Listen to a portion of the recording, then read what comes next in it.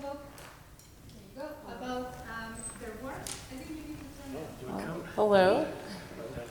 It's a pleasure. It's an honor for us, and yeah, thanks for sharing your pieces and also sharing your insights right now. So we received some of your slides, and let's briefly introduce yourself. So maybe we start with you, Visakh, and so you could give a sign to Tianfang to move through your slides, and let's hear about your work.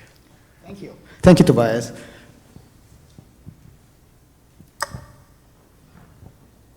Hello all, my name is Visakh Menon. I am a visual artist and I make drawings, paintings, and media art. Most of my work is abstract and a lot of it is influenced by what I see on the screen, what happens to images, and the main line of inquiry I have with what I'm doing with my work.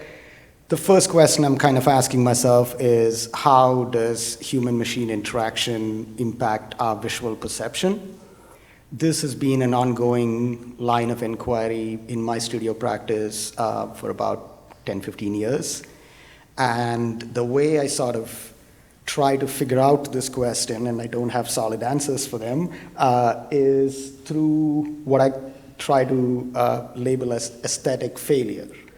Like looking at images, looking at video at the point of collapse, where the data is corrupted, the image is corrupted, the files are corrupted, and kind of almost a black box approach to understanding perception, understanding the impact of the digital image, and how it's manipulated.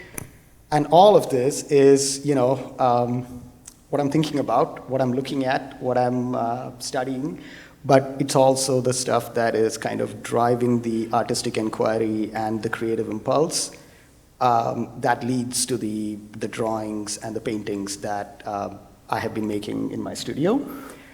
Which brings me to my last bit, which is the studio process itself, with a lot of the work that I've been making over the last few years. The one unifying factor with all of them is repetitive mark making. So all of my work is made with a lot of lines, a lot of dots, a lot of the same mark over and over, which almost, as I keep going, it kind of gets me into a sort of meditative state where I can kind of keep going with it. Next slide. Just want to show you a few recent paintings. This is Interference 35. Most of the series of work is titled Interference, and that is a reference to the interference that we see in screen images, in video, in image compression. These are all sort of the conceptual parts of what I'm bringing to the work. Next slide.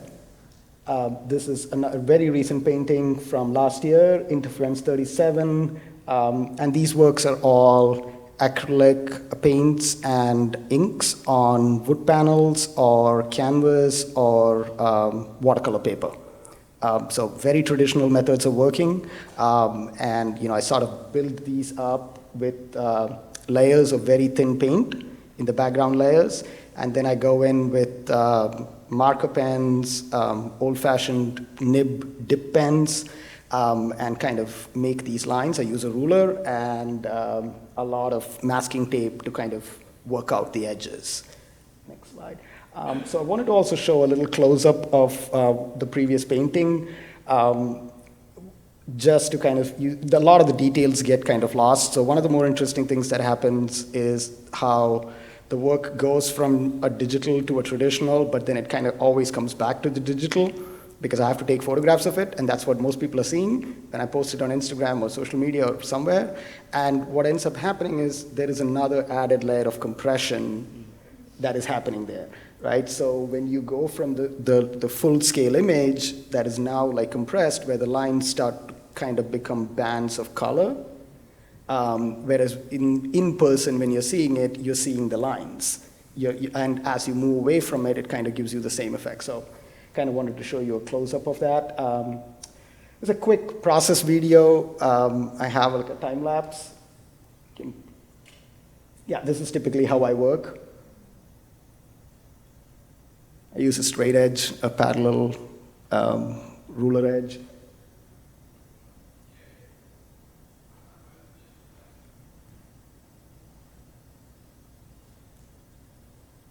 Okay, go to the next one.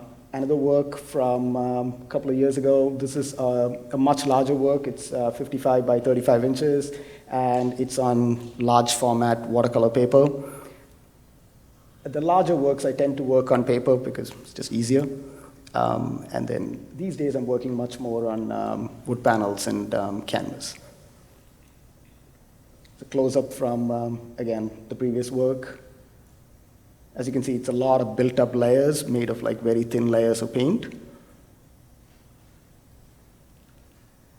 I also tend to work, I like working small, so I do make a lot of small work. And these are like a series of 16 by 16 small square wood panels that I made over the course of last year. I made about 12, 15 of them.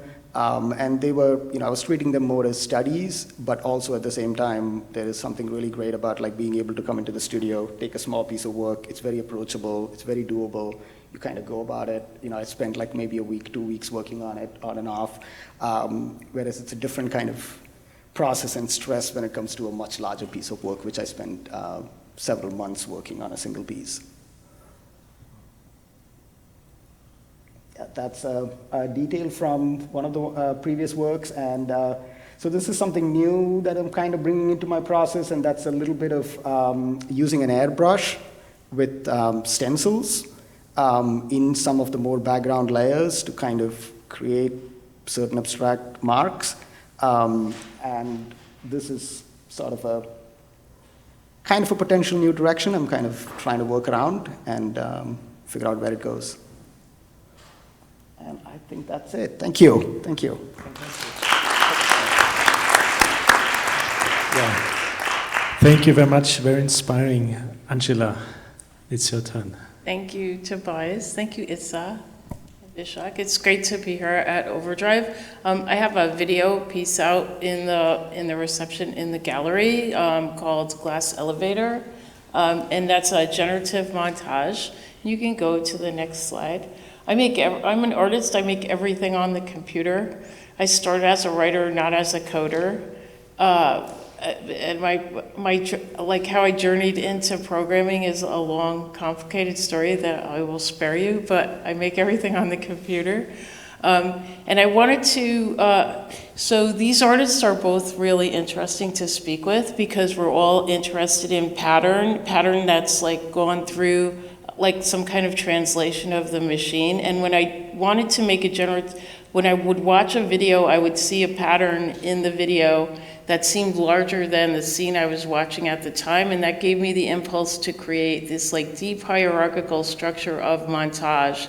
I didn't want a sequencer. I didn't want like this scene, then the next scene. But every time you go see generative video, you don't see generative video, you see a sequencer. I wanted a deep generative, like recursive montage. And there's a couple of ways you can do that algorithmically, but I hit on this thing called a grammar, which is a rule a computer uses to, you give it a pattern and it takes part of your pattern and expands it recursively, like a mirror image, like it keeps expanding. And so there's something really seductive about it, and it feels very familiar to you because you're seeing a pattern you know really well, like a video montage, but it also feels a little weird and alien because it's a machine speaking to you through a pattern you know extremely well. You can go on to the next slide. So the first video I made like this was just something that isn't like, it's just live action video. Can you play the video? So little bits of these, but you can still feel them. So this is the first video I made with this engine that repeats montage recursively. It takes the frames apart and then it reorganizes, it takes that pattern you gave it of live video and it gives it back to you through a machine like grammar.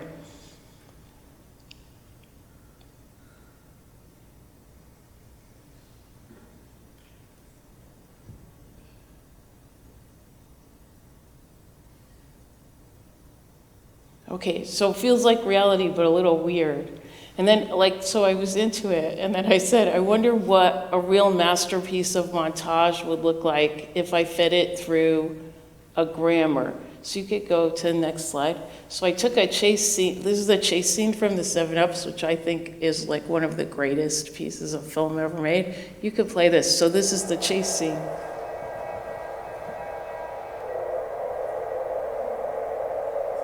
So it gets like kind of existential chase scene.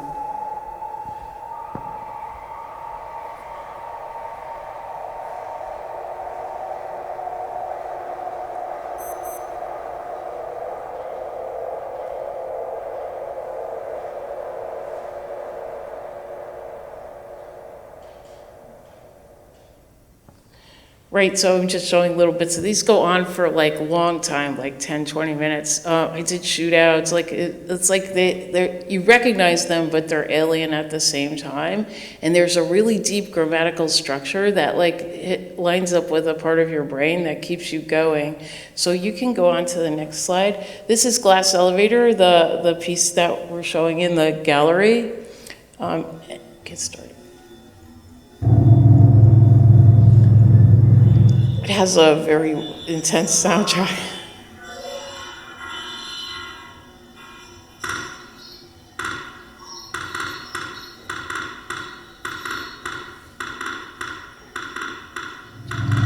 So I'll let you really watch it in the lobby. You keep playing, but the rule was it could only go up. Like the video could only go up. That was the rule that I gave the montage engine. But I wanted to see if it could have a different personality than that very fast cutting, if it could make something really dreamy and like kind of like slow. And so it gave me back Glass Elevator. So that's really the story of how I'm doing generative montage. Like we keep trying things. I'm open to suggestions if anyone would. I just want to say a word about the soundtrack because I'm with these very cool musicians. So the track I made in Audio Mulch, have you ever heard of it?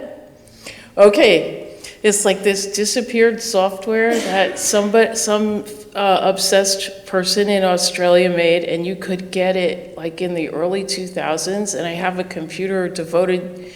I have an old Mac PowerBook, like maybe 20 years old, devoted to running Audio Mulch. Like we can't throw this computer out because it's the only machine that runs this software. Anyway, there's my like factoid or something. All right, thank you very much for listening, Raishad.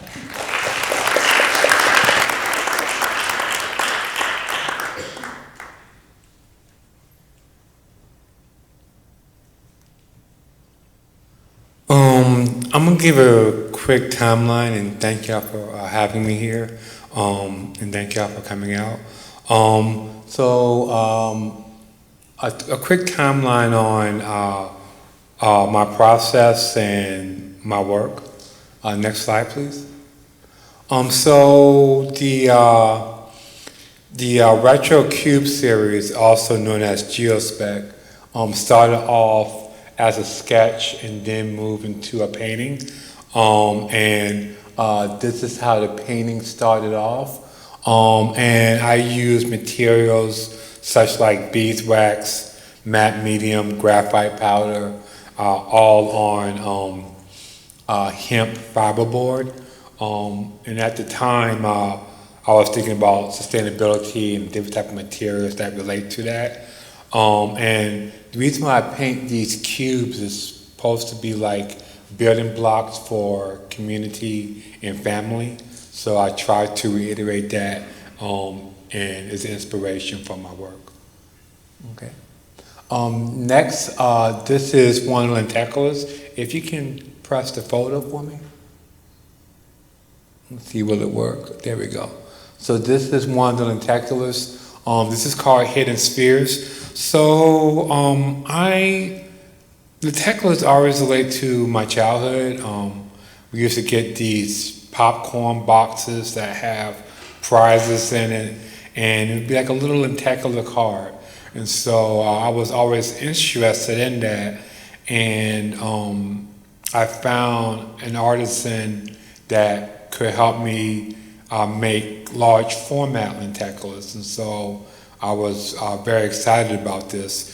And so my first experiment was to make a series dedicated to my wife. So this series is called Love Letters to Kiyomi.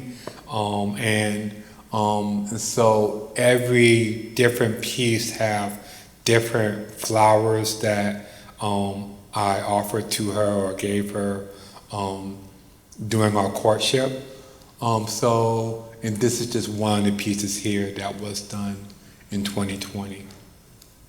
Next slide, please. After the Love Letter series, I wanted to go back and explore the Geospec series. And Geospec stands for Geometry Spectrum. And if you can press on that image for me, please. I was like, okay, I found my foundation when it came to lenticular, which is the inspiration of family and friends.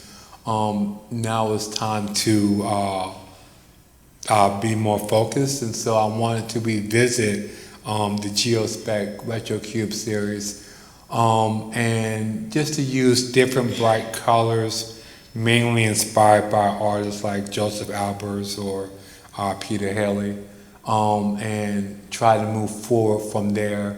And then you have like this forward slash that you can find in coding, and I wanted to play with that as well. This was in 2023. This is the piece that's in the lobby. Next slide, please. So now I'm working on a new series, so you can get a sneak peek of what that is. My family history line is from the Gullah Allens in St. Helena, South Carolina. So I try to go around and look for imagery in the South and also in the East Coast, mainly vegetation that reminds me of my native land. This right here is at Smith College Botanical Gardens. So this is a photo that I took and decided to use grayscale, so it's still referred to that. But one thing about the Gullah Geechee people is that they speak with a certain type of dialect, this right here is called a picture de Smith Garden, which means a picture of the Smith Garden, and that dialect is known as Geechee from the Gullah Geechee people, with that, I just purchased a Bible that is just nothing but the Geechee language. They translated the Bible to Geechee language. And I was like, well, how far can I take this? So I went on ChatGPT and asked AI to translate language into Gullah language, and AI knows how to speak Gullah. So I was quite impressed with that, how far technology can go, even when it comes to small native cultures. And so from the photography piece, I work with a couple of artisans that use prints on mirrors. Same process, but this time I got the traditional photography, and this time I'm using mirrors to print on. I did a series of these as well. I think the series is called Echo Flow. Still the same, family, history, Gullah Geechee culture in the South, and things vegetation that reminds me of that. So that is just something that I want to play with. This piece is called A Rubby Rub Rub Rub, and it's from a Gullah poem excerpt or sample that talks about taking a bath, so per se. And I think that might be all, yes.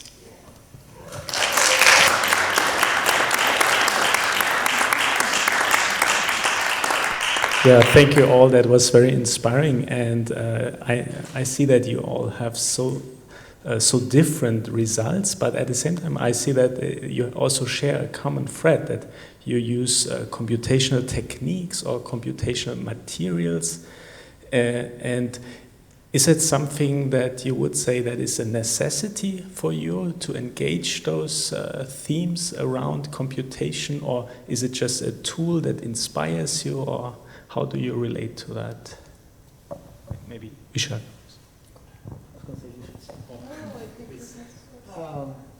I would say for me, there's definitely a general geeky interest, which has always been there.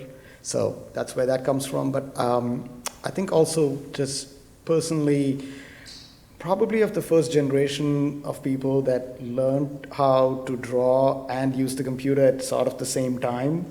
So the expression of like doing something on the machine and doing something by hand was not like a whole lot different.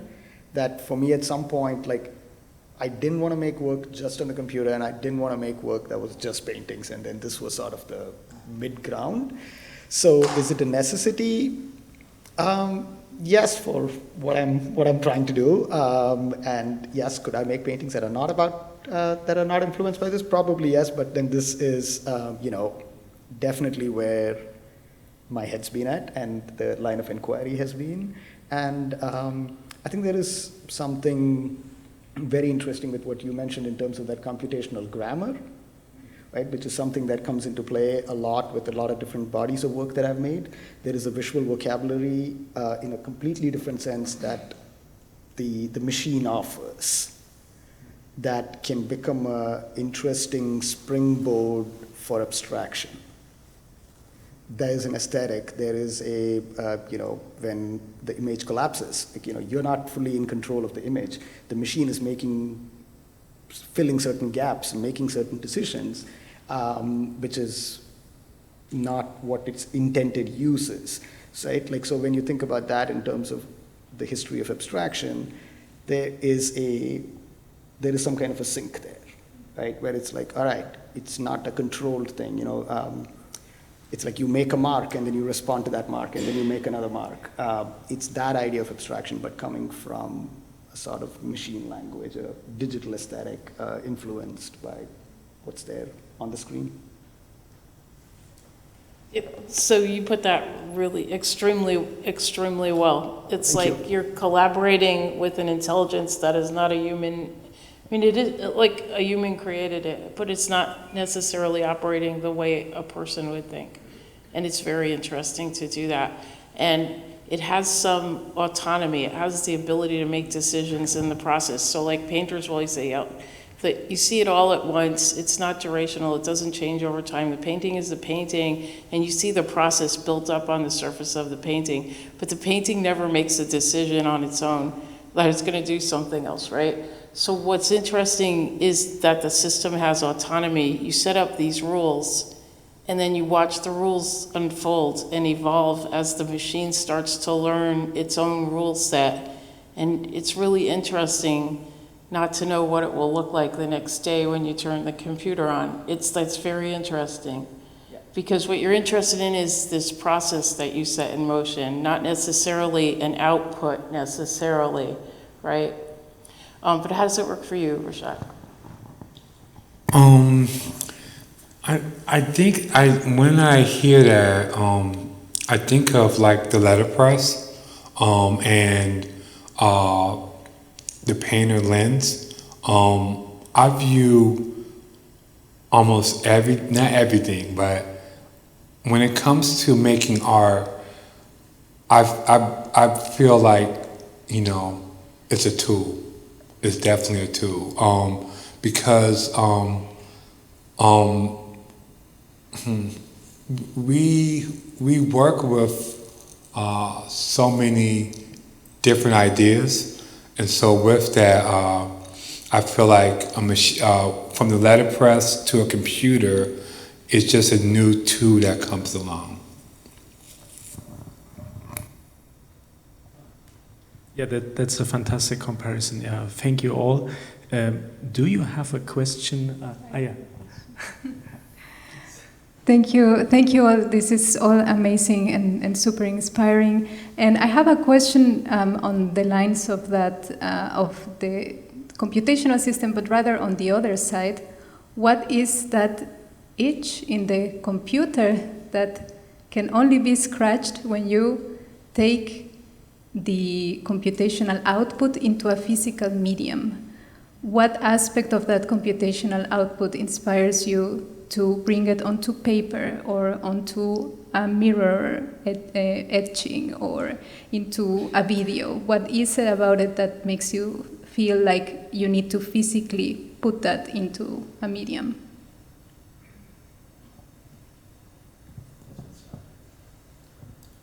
Well, I will put it into just to make it material, to give it a tangible life and to embody the process that we've captured in some way. But it also makes it accessible. It leaves the world of abstraction by becoming real. So it's kind of like painting anything that's in your mind. It's the same impulse a painter might have, like to go into the studio and paint and make it real. Like that original impulse is abstracted, right? It's in their imagination. So that's how it works for me. When I think of algorithm, I view it like an outside, it's like a person seeing my work and they have their own view and their own perspective. I never view it, I mean, he has some good ideas, but I just think it's more like, I don't want to say reflection, but it's more like just a critique, a critic. But when I'm working on some new pieces now, and I look at my algorithm, sometimes they just try to sell you stuff too. And it's mainly stuff that I'm not interested in. So, but again, I definitely think that's how I view it. This is definitely a question I've asked myself quite a lot, I would say, because there are times where I feel like, I could keep going with the digital process and or stop with the digital process. Why, a lot of the sketching and then kind of stop there. Why go to the digital? And I think there are two ways I've kind of, I don't think I have a definitive answer to it, but like two ways I've kind of made it right in my head. One is it completely changes when you bring it into the physical. It's not at all the same thing. It becomes something else. I really hope that when folks see my paintings, they are seen as paintings, and then there is a digital reference to it of where it kind of comes from, right? But then it becomes a physical object. It's a thing that's kind of hanging in front of you. And I think that digital to physical translation kind of changes it in a completely different way. But then the second part to it is also a question of like labor, right? Which comes up a lot because now we have all these image generators, AI-powered Mid-Journey, all of that, where it's like, okay, I can throw a prompt and it can generate an image, right? So to me, the kind of larger question that sort of sits in front of a lot of artists is like, okay, what's the value of our labor then? Right? Like what does it mean that I'm putting in time into this? Why don't I just throw in a prompt and be done? Well, then what do I do with my time? Right? And also, what is the value of artistic labor in a society where we are more and more sort of commoditizing that, and in a way where it has become like, oh, anybody can do it. Yes, anybody can do it, but how much time are you willing to put into it? And I just want to chime in very quickly, inspired by what you said. I wrote this in Instagram not too long ago to some artists, and the question that I brought up was, is prompting coding? Because, I mean, now you have like video, you have photography, but coding used to do all that, but now it's prompting. So I question how much power we give these tools in order for us to build.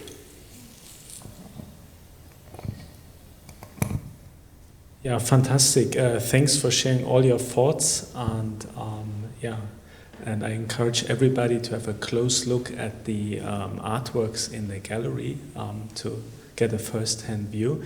Unfortunately, the composer of the next piece could not travel, so we will just have what we call a fixed media performance, and after that the trio Kanzler, Andersen, Rudig will conclude the evening. Thank you. Thank you. Thank you. Excellent. Thank you. Thank you. Thank you so much. Thank you.